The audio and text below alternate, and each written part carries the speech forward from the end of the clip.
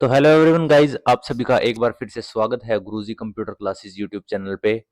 तो वही सीएसआईआर वालों ने एक बार फिर से नोटिस रिलीज किया है सभी कैंडिडेट्स के लिए जिनका सीपीटी हुआ था 7 तारीख को। तो आइए देख लेते हैं क्या कुछ मेंशन है आपके दूसरे नोटिस में।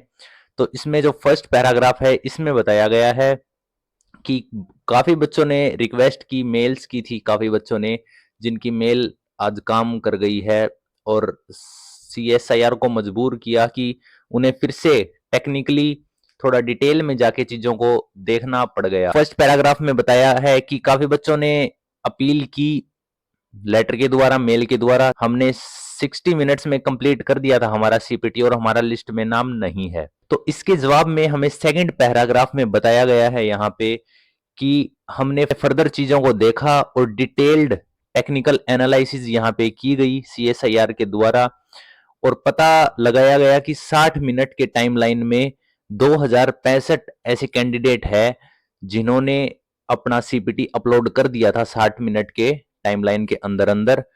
तो ये जो 2065 कैंडिडेट है इनका अब क्या होगा? क्या इनका सीपीटी दोबारा होगा या फिर इनका पुराने वाला सीपीटी एक्सेप्ट कर लिया जाएगा?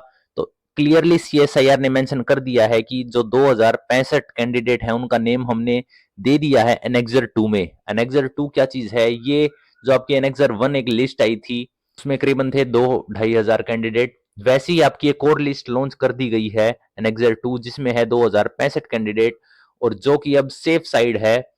सीएसआईआर के द्वारा इनका सीपीटी पहले वाला फाउंड हो चुका है, चाहे इनका प्रिंट आउट हो चाहे ना हो। इनका जो अपलोड की थी इन्होंने फाइल, टेक्निकली वो निकाल ली गई है, सॉफ्ट कॉपी एक तरह से हम कह सकते हैं, और वो अब इनकी चेक होगी। तो ये 2065 कैंडिडेट अब सेफ साइड हो चुके हैं। ठीक है।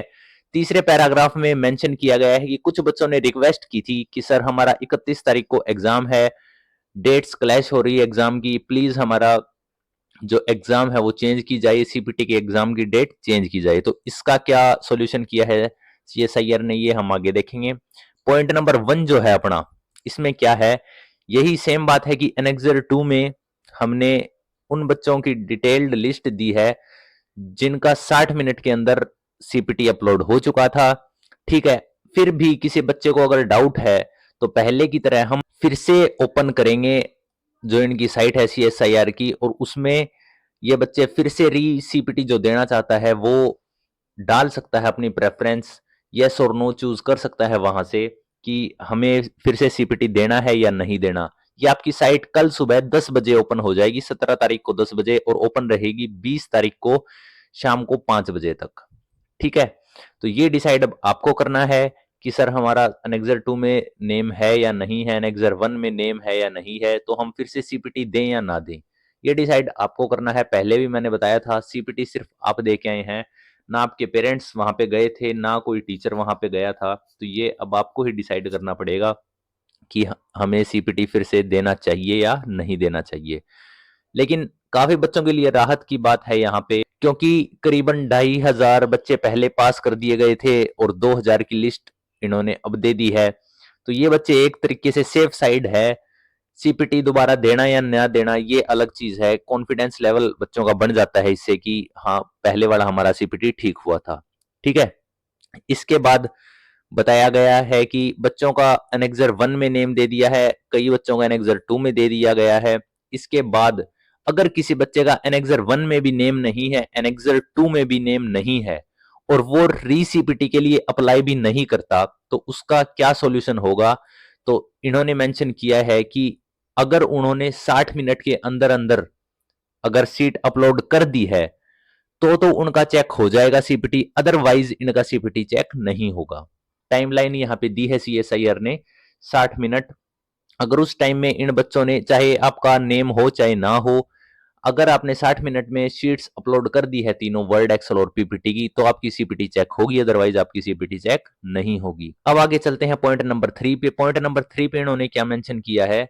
वही सेम चीज है यहाँ पे, जो बच्चे अपसेंट थे 7 तारीख को उनका अब कोई सॉल्यूशन नहीं है, वो बच्चे रीसीपीटी नहीं दे सकते, ना उनका किसी एनेक्सर में नाम होगा। नाम तो कैसे ही होगा अगर अपसेंट है तो, लेकिन वो रीसीपीटी के लिए अप्लाई भी नहीं कर सकते। फोर्थ पॉइंट में जो मेन पॉइंट है अपना, उसमें क्या बताया गया है कि आपकी डेट चेंज कर दी गई है। या तो आपका सीपीटी होगा 1 तारीख को संडे को, या फिर आपका 2 तारीख को मंडे को होगा। ठीक है, पहले ये डेट्स 31 और 1 थी, लेकिन अब सीएसआईआर ने चेंज कर दी है, 1 या 2 को आपका सीपीटी कंडक्ट करवाया जाएगा। फाइनल डेट भी आपको जल्दी ही नोटिस के द्वारा बता दी जाएगी। लेकिन यहाँ पे कई बच्चों का एग्जाम क्लैश कर रहा था 31 तारीख को, बच्चों ने रिक्वेस्ट भी की, बहुत ज्यादा मेल्स भी किए सीएसआईआर को। तो उसको देखते हुए सीएसआईआर ने यहाँ पे आपकी जो डेट है वो चेंज कर दी है, 1 और 2 यहाँ पे डेट आपकी रख दी है। ठीक है, अब चलते हैं फिफ्थ पॉइंट पे। फिफ्थ पॉइंट पे वही पुरानी चीज मेंशन है कि सॉफ्ट कॉपी से आपकी जो सीपीटी है वो चेक कर दी जाएगी, हार्ड कॉपी कोई जरूरी नहीं है। तभी इसी वजह से अब जो एनेक्सर 2 की लिस्ट निकाली है, पहले इनके पास इनकी हार्ड कॉपी नहीं थी, इस वजह से इन्होंने नेम नहीं दिए थे, लेकिन अब टेक्निकली ये सॉफ्ट कॉपी से चेक करेंगे आपका सीपीटी। तो उस वजह से इन्होंने करीबन 2065 बच्चे यहाँ पे मेंशन है, इनका भी नेम यहाँ पे लिस्ट में दे दिया है, क्योंकि सॉफ्ट कॉपी से अब चेकिंग होगी आपकी। ठीक है, अब चलते हैं सिक्स्थ पॉइंट पे। सिक्स्थ पॉइंट आपका है नॉर्मलाइजेशन से रिलेटेड। इन्होंने मेंशन किया है कि सैंपल साइज सेम नहीं है। मैक्सिमम बच्चे तो पास हो ही गए अब एनेक्सर 1 और एनेक्सर 2 लिस्ट के द्वारा, थोड़े बहुत बच्चे हैं जिनका ये रीसीपीटी कंडक्ट करवाएंगे, तो सैंपल साइज का यहाँ पे बहुत ज्यादा डिफरेंस आ रहा है, सिमिलर नहीं है। जो कैंडिडेट्स की स्ट्रेंथ है वो बहुत ज्यादा डिफरेंस यहाँ पे दिख रहा है, क्योंकि मैक्सिमम बच्चे पास हो चुके हैं, थोड़े बहुत बच्चे बचे हैं जिनका रीसीपीटी होगा। तो उसको देखते हुए अब इन्होंने बोला है कि हम नॉर्मलाइजेशन नहीं करेंगे, चाहे वो 7 तारीख का सीपीटी हो, चाहे 1 तारीख का हो, चाहे 2 तारीख का हो। नॉर्मलाइजेशन आपको देखने के लिए अब नहीं मिलेगा, जो आप करके आए हैं वही चीज चेक होगी। नॉर्मलाइजेशन के बेस पे ना बैठे अब। ठीक है, अगर आपका रीसीपीटी है तो ध्यान से करके आए, क्योंकि नॉर्मलाइजेशन की अब यहाँ पे कोई गुंजाइश नहीं है। अब जो मेन डाउट है सर, कट ऑफ में इससे फर्क पड़ेगा क्या, तो आपको इस चीजों के बारे में बिल्कुल नहीं सोचना चाहिए, अपनी सीपीटी पे ध्यान दें। और मान लीजिए 55 या 60, 55-60 के बीच में आपकी जो कट ऑफ है वो रहने वाली है। अगर आप 55 से 60 के बीच में है तो आप सेफ मान सकते हैं, अपने आप को सेफ साइड आप हैं।